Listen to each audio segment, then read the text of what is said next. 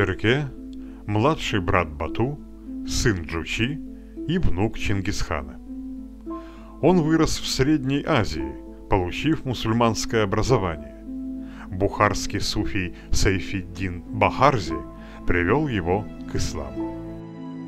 Берке стал первым монгольским правителем-мусульманином.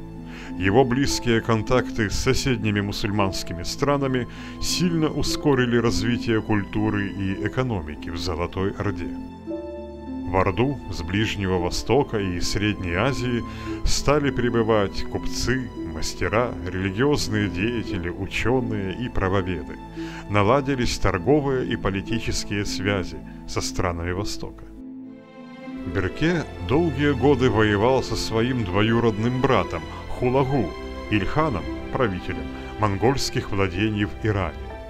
Берке и Хулагу спорили за обладание Кавказом и Азербайджаном. Султан Египта Бейбарс, тоже враждовавший с Ильханом, предложил Берке заключить союз против Хулагу. С тех пор Орда и Египет надолго стали близкими союзниками.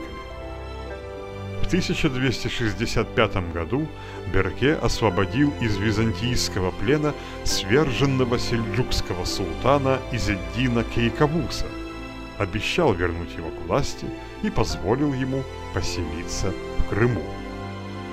Берке предоставил Кейкавусу для жительства Восточный Крым, куда вслед за султаном переселилось немало турок-сельджуков. Это укрепило формирующуюся мусульманскую общину в Крыму. При Берке были отчеканены первые ордынские монеты Крыма. Вместо имени монгольского хана Хубилая, которого Берке не признавал, на них чеканилось имя покойного багдадского халифа Ан-Насира.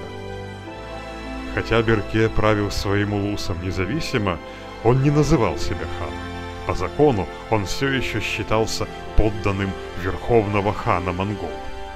Полную независимость Орда обретет при его преемнике Менгу Тимуре.